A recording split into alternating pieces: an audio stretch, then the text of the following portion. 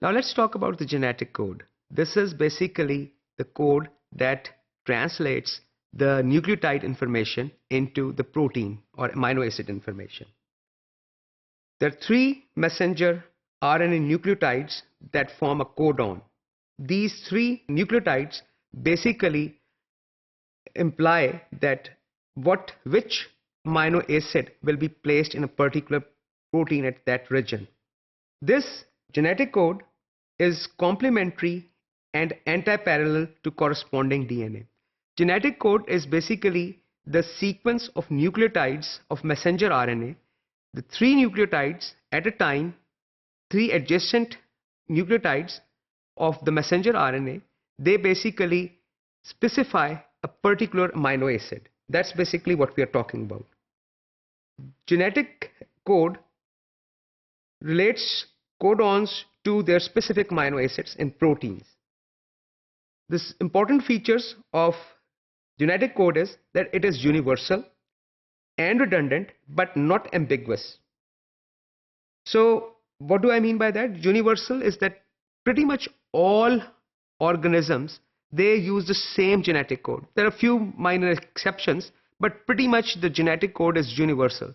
So if we take a messenger RNA from a human and put it in a bacteria, bacteria will make the same protein a human cell would, because the genetic code is almost universal.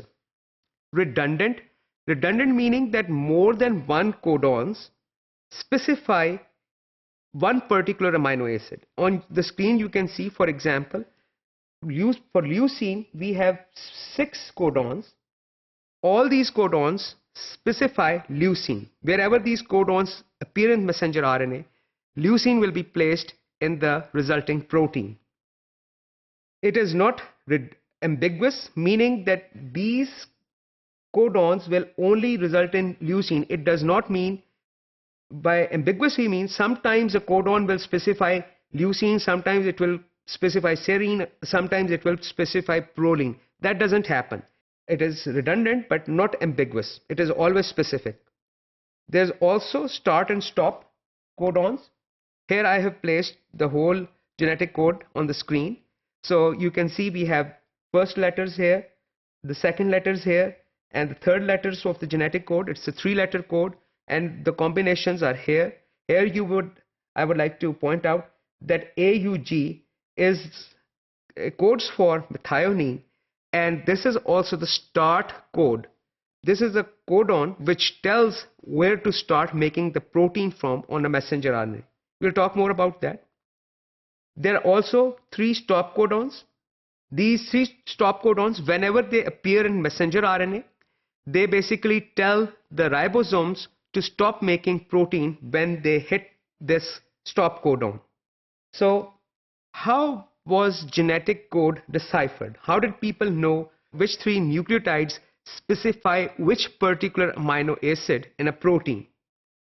There are simple experiments initially that basically people were able to synthetically made polynucleotides of the same nucleotide. For example, poly-U chain, uracil, as you know, is one of the nucleotides in the messenger RNA. When they made this, artificially made this messenger RNA and placed in cell extracts with the machinery which could translate it, convert it into protein, all the amino acids in the protein were phenylalanine. So basically meaning that 3 U's basically code for phenylalanine. Similarly, 3 A's code for lysine, 3 C's code for proline. So gradually people were able to come up with, complete the genetic code, which 3 nucleotide sequence or the codon specifies which amino acid. Now we will talk about the adapter, because adapter is the molecule that interacts with the codons. And as we have mentioned earlier, adapter has to have 3 functions. It has to carry an amino acid. On one domain of this adapter should carry amino acid. It should be able to associate with messenger RNA, because it has to interact with the codons. It has to be able to associate with messenger RNA. It should be able to bind ribosomes, because these organelles are the ones responsible for synthesizing proteins. So tRNA is the adapter. It is, as the name implies, it is an RNA molecule, but we put a small t here, meaning that it's a transfer RNA. So we have talked about one type of RNA was messenger RNA, which is carrying the message from the nucleus to the cytoplasm. This is the transfer RNA. It is about 75 to 80 nucleotides long, and it performs all these functions. So nucleotides, this tRNA, all these, we have several tRNAs, each carrying a specific amino acid and can interact with a specific codon. It has a sort of a little complex three-dimensional structure, which we'll look at. That structure is due to the internal hydrogen bonding. I'll show you that. Conformation, the three-dimensional shape or placement of atoms in three-dimensional space of this molecule allow it to bind the ribosomes. The 3' end of the tRNA, we know exactly what 3' end is, basically implying the 3' hydroxyl of the last nucleotide of this molecule is the place where amino acids are bound. Midpoint of this molecule, tRNA, has the anticodon. Anticodon is basically the part of this molecule that interacts with the codon present on the messenger RNA. So you see the beauty in it. This molecule has nucleotides.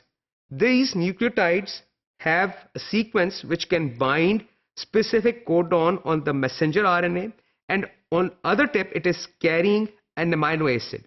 So this is basically the functions of the adapter or the transfer RNA.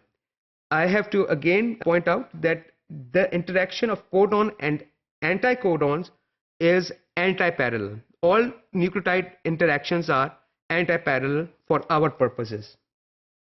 Here's a three-dimensional structure.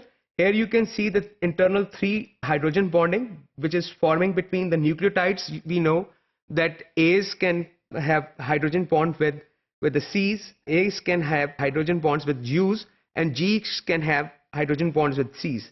So this basically results in formation of this structure, three-dimensional structure, and the 3' end is where the 3' hydroxyl is. This is the part where amino acid will be bound. And just so that you know, the abbreviation we will use in later slides for tRNA is this. So we have seen the structure of tRNA, and next we will talk about what is the role of this RNA, tRNA, in protein synthesis, and first of all, how it gets to carry the amino acid. We'll look at that later.